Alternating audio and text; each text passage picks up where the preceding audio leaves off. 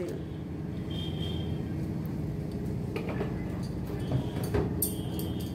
এবারে এটাকে আমি ভালো করে হাত দিয়ে মিশিয়ে মাখিয়ে নিচ্ছি।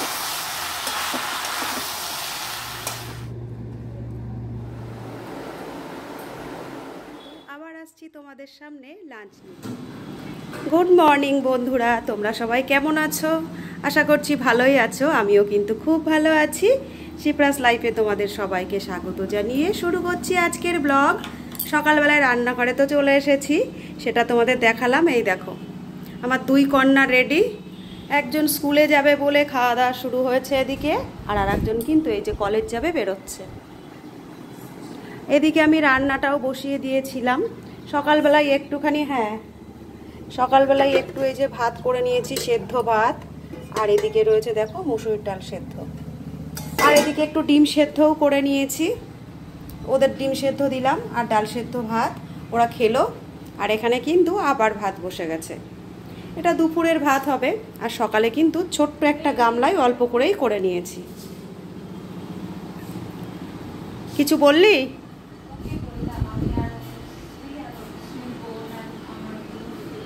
ও, মেয়েরা তো স্কুলের জন্য বেরিয়ে গেছে। আর আজ কি কি রান্নাও কেটে বেছে নিয়েছি তোমাদের দেখাই। একটু মাছ ছিল ফ্রিজের মধ্যে কালকের, সেটা কালকের নয় পরশু দিনের মাছ। তো বেশি নেই, 5 পিস মতো মাছ আছে। আর এখানে দেখো আমি 5টা ডিম সেদ্ধও করে নিয়েছি। এই দুটো আমি একসঙ্গে সর্ষে পোস্ত দিয়ে ভাপা বসাবো। ভাবলাম মাছ কম আছে তো ডিম দিয়ে দিই, হয়ে যাবে সেই জন্য। আর এখানে দেখো পুঁই শাকের জন্য সবজি কেটে নিয়েছি, আর পুঁই শাকটাও কেটে ধুয়ে নিয়েছি। এদিকে কড়াইটা বসালাম, কড়াইটা গরম হয়ে গেলে পুঁই শাকের চচ্চড়িটা করব। আর সকালে রান্না কি করেছি সেটাও তো তোমাদের দেখিয়েছি। তো আজকে এই রান্নাবান্না হবে, সেরকম কিছু করব না, কারণ ওর বাবা আর আমি দুজনে দুপুরে খাই, আর মেয়েরা এসে সন্ধ্যার দিকে খাই। বেশি রান্না করে কি হবে বলো? তো চলো, কড়াইটা তো বসিয়ে দিয়েছি, পুঁই শাকটা এবার বসিয়ে দিই।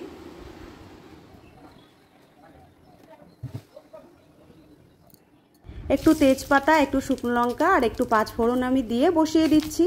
পুঁই শাকের চচ্চড়ি কিন্তু সব রকমভাবেই ভালো লাগে, নিরামিষ করো আর আমিষ করো। চিংড়ি মাছ দিলে তো সোনায় সোহাগা হয়ে যায়, আবার তুমি কিন্তু মাছের মুড়ো দিয়েও রান্না করতে পারো। আজ আমার ঘরে কোনোটাই নেই, আর ইচ্ছে করে আমি আনায়ও নি। অনেকটাই দেরি হয়ে যায় সকালবেলায় মেয়েদের স্কুলের কলেজের খাবার দাবার দিতে।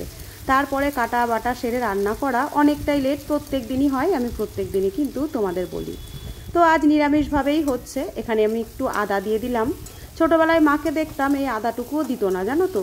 কোনো রকমভাবে সবজিগুলো একটুখানি ভেজে নাড়াচাড়া করে রান্না করে দিত, সেটাই যেন অমৃতর মতো লাগতো। আমি একটু নিরামিষ তরকারিতে জানো তো আদা দিই, আদা দিলে বেশ ভালো লাগে, সেন্টটাও কিন্তু ভীষণ ভালো হয়। মশলাটা ভালো করে আমি কষিয়ে নিলাম। মশলা বলতে যেটুকু দিয়েছি সেটা হলো ফোড়ন আর আদা। এবার পুঁই শাকটা দিয়ে দিয়েছি। এরপরে আমি দেবো একটু সামান্য জিরের গুঁড়ো, আর কিন্তু নামানোর আগে একটু মিষ্টি দেবো। আর সেরকম কিছুই কিন্তু পুঁই শাকে দেওয়া লাগে না।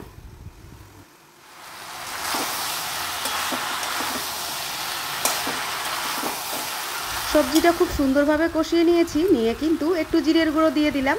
এবার সামান্য একটু জল দিয়ে নাড়াচাড়া করে ঢাকা দেব। আর নামানোর আগেই কিন্তু একটু মিষ্টি দেব, তাহলেই কিন্তু রেডি। এদিকে দেখো ডিমের ভাপা করার জন্য আমি একটু মশলা নিয়ে নিয়েছি। এখানে আছে পোস্ত, জিরে আর সর্ষে। এখানে আমি 2 রকম সর্ষে দিয়েছি, ওই দেখো ভেতর দিকটায় আছে। আর একটু পোস্ত আর একটু সর্ষে, আর বেশ কয়েকটা কাঁচা লঙ্কাও নিয়ে নিয়েছি এখানে। লঙ্কাগুলো সবই লাগবে, মাছ আর ডিম যেহেতু একসঙ্গে যাবে, একটু ঝালঝালি করব। তো মশলাটা করে নিই, কীভাবে করব সেটাও কিন্তু তোমাদের দেখাবো।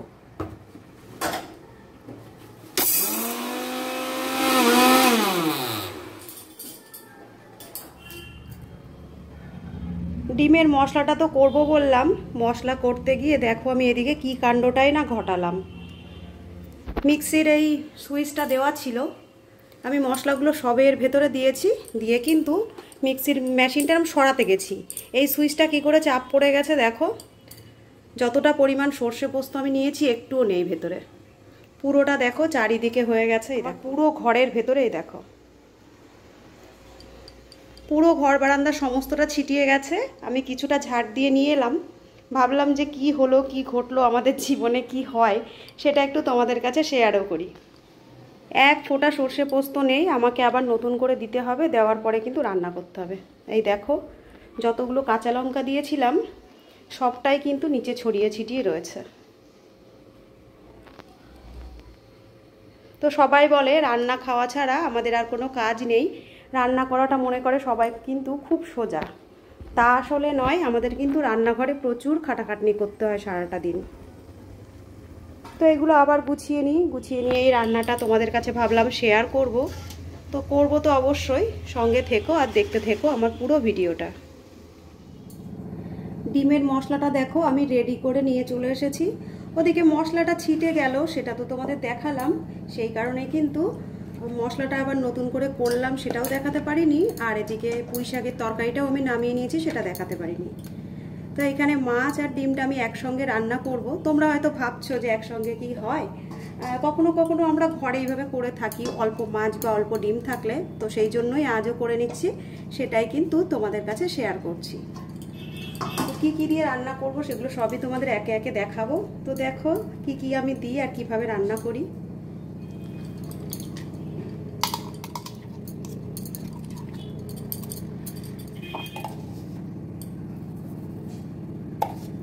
মশলাটা তো দিয়ে দিলাম, সর্ষেটা আগে, এবারে দিয়ে দিলাম লবণ, পরিমাণ মতো হলুদ, আর এতে দেবো কালারের জন্য খুবই সামান্য একটুখানি কাশ্মীরি রেড চিলি, না দিলেও হয়।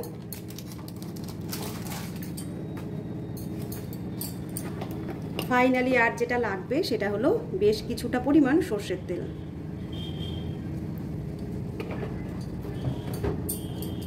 এবারে এটাকে আমি ভালো করে হাত দিয়ে মিশিয়ে মাখিয়ে নেব মাছগুলোর গায়ে আর ডিমগুলোর গায়ে।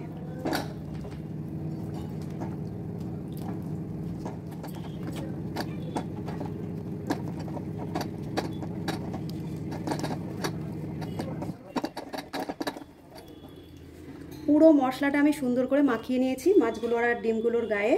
এবার দেখো মশলার বাটি ধোয়া যে জলটা ছিল পুরো জলটাই আমি দিয়ে দেবো। আর একদম শেষে দেখো বেশ কয়েকটা চিরা কাঁচা লঙ্কা আমি এর ভিতরে দিয়ে দিলাম। যার যেরকম লাগবে সে সেই পরিমাণ কিন্তু ঝালটা খেতে পারবে, আর যার ঝাল কম লাগবে সে সেরকম খাবে, তো সেই কারণেই কিন্তু লঙ্কাগুলো দিয়ে দিলাম। এবারে এটাকে আমি ঢাকা দিয়ে গ্যাস জ্বালিয়ে দেব।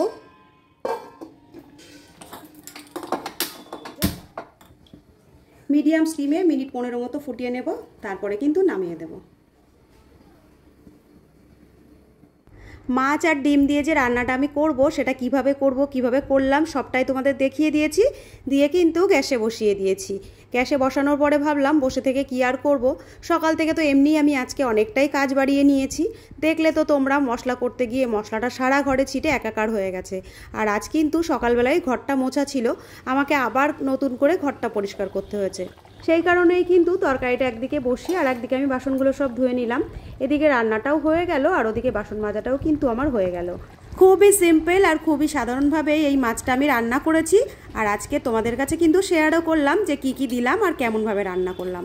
তোমাদের যদি রেসিপিটা দেখে মনে হয় তোমরা ট্রাই করবে, অবশ্যই করে দেখতে পারো, ভীষণ টেস্টি হয় আর ভীষণ খেতে ভালো লাগে। কাঁচা মাছ সর্ষে পোস্তর ঝাল এমনিই কিন্তু খুবই ভালো লাগে, তার উপরে এখানে ডিমগুলো আমি দিয়েছি, ডিমগুলোও কিন্তু সেদ্ধ করে নিয়েছি, ছাড়িয়ে দিয়ে দিয়েছি, এটা কিন্তু ভাজিনি।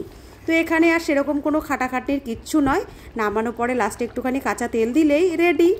তোমরা যারা মনে করো খুব অল্প সময়ে খুব টেস্টি কিছু ট্রাই করতে চাও, তো অবশ্যই কিন্তু এই মাছের রেসিপিটা ট্রাই করতে পারো। কোনো খাটাখাটনি নেই, শুধু একটুখানি মশলা বেটে মাখিয়ে বসিয়ে দিলেই কিন্তু রেডি হয়ে যাবে খুব টেস্টি খুব সুন্দর একটা রেসিপি। এখানে আমি মাছটা নামিয়ে নিয়েছি, মাছের মধ্যে কিন্তু অল্প পরিমাণে একটু কাঁচা সর্ষের তেল দিলাম। সর্ষে বা পোস্ত যে কোনো রান্নায় একটু কাঁচা সর্ষের তেল কিন্তু বেশ ভালো লাগে আর খুব সুন্দর একটা সেন্টও আসে। এখন ঘড়িতে বাজে দেখো প্রায় 1:15টারও বেশি। তো এদিকে সমস্ত কাজ তো আমার হয়ে গেছে, রান্না হয়ে গেছে, সমস্ত বাসনকুসন মেজে গুছিয়ে দেখো এখানে রেখে দিয়েছি, আর ঘর দুয়ারও কিন্তু পরিষ্কার হয়ে গেছে। এই দেখো শুধু আর একটু কাজ আছে, এদিকে সোফার ওপরে কিন্তু অনেক জামা কাপড় অনেক দিন ধরে দেখো ছিটিয়ে রয়েছে। এখানে আমি ভাঁজ করে রাখি, ছেলে পেলে টানে আবার কিন্তু সবটাই এলোমেলো হয়ে যায়। তো এগুলো এখন একটু গুছিয়ে নেব, গুছিয়ে কিন্তু স্নান করব, আর স্নান করার পরে রোজকার মতো চলে আসব তোমাদের সামনে দুপুরের লাঞ্চ নিয়ে। রান্নাঘরের সমস্ত কাজ ছেড়ে ভাবলাম একটু স্নান করে নেব। স্নান করতে যাবই কি দেখি সোফার উপরে এতগুলো জামা কাপড়, সেগুলো সমস্তটা সব গোছাবো, তারপরে স্নান করব। প্রত্যেকটা দিনই এগুলো গোছগাছ করি আমি, আর ছেলে পেলে প্রত্যেক দিন টানে আবার এরকম হয়ে যায়। ওদের আমি বলি যে একটা টানলে পরে আর একটা কিন্তু ধরে নিবি, ওরা শোনে না, আর এভাবে প্রত্যেকটা দিন এইভাবে ছিটিয়ে যায় আর আমাকে গোছগাছ করতে হয়। যেহেতু ঘরে আলনা নেই, আলনা ব্যবহার করতে পারি না, সেহেতু সোফাটার এক কোণাতেই কিন্তু নিত্য প্রয়োজনীয় জামা কাপড়গুলো সব রাখতে হয়। মেয়ের ঘরে একটা আলনা আছে, কিন্তু ওই ঘরে ওদের জামা কাপড় রেখেই আমাদের জামা কাপড় রাখার আর জায়গা হয় না। ভাবি যে আর একটা আলনা কিনবো, কিন্তু এখনকার দিনে বলো তো ঘরে আলনা ভালো লাগে? আর আলনা রাখলে পরে কিন্তু দুটো ঘরে আলনা থাকলেও সেই একই অবস্থা হবে, জামা কাপড় রাখার আর জায়গা থাকবে না।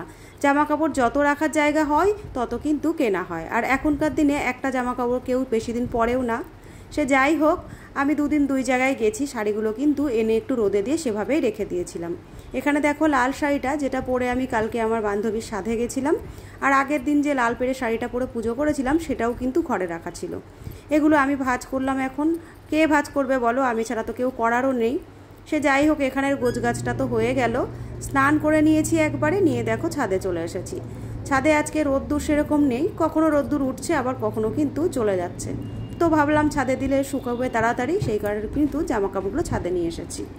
এখান থেকে জামা কাপড়গুলো মেলে নিচে যাব। আর আজ কিন্তু অনেক তাড়াতাড়ি আমি কাজকর্ম সেরে নিয়েছি, স্নানও করে নিয়েছি। এবার লাঞ্চের পালা। আর আজকে লাঞ্চে কি কি করেছি একটু তো তোমাদের দেখিয়েছি, পুরোটাই তোমাদের দেখাবো। চলো তাহলে, জামা কাপড় মেলা হয়ে গেল, এবার নিচে যাই আর লাঞ্চটা করে নিই। এখন বাজে বেলা প্রায় 2:30, আর আজ কিন্তু আমরা একটু লাঞ্চ তাড়াতাড়ি করতে বসে গেছি। মেয়েরা যেহেতু কেউ বাড়ি নেই, দুজনেই স্কুল কলেজে বেরিয়ে গেছে, আর আজ আমার কাজকর্মও তাড়াতাড়ি হয়ে গেছে। তোমাদের দাদাও চলে এসেছে, তো খেতে তো বসে গেছি। লাঞ্চে কি কি আছে দেখানোও শুরু হয়ে গেছে। প্রথমে কিন্তু তোমাদের আমি ডাল সেদ্ধ দেখিয়ে দিয়েছি, মুসুরির ডাল। তারপরে দেখালাম পুঁই শাকের একটা চচ্চড়ি মতো তরকারি, ওই চচ্চড়িই বলা যায়। আর এখানে রয়েছে দেখো ওই যে তোমাদের সঙ্গে শেয়ার করলাম যে রেসিপিটা, ডিম আর মাছ দিয়ে ভাপা মতো একটা তরকারি, এটা কিন্তু ভীষণ ভালো লাগে। আর এখানে দেখো রোজকার মতো রয়েছে ভাত। তো বন্ধুরা, লাঞ্চটা তাহলে করে নিই, আর তোমরাও লাঞ্চটা করে নাও। আর আজকের ব্লগটা এইটুকুই। খুব তাড়াতাড়ি তোমাদের সঙ্গে দেখা হচ্ছে আরেকটি ব্লগ নিয়ে। ততক্ষণের জন্য তোমরা ভালো থেকো, টাটা।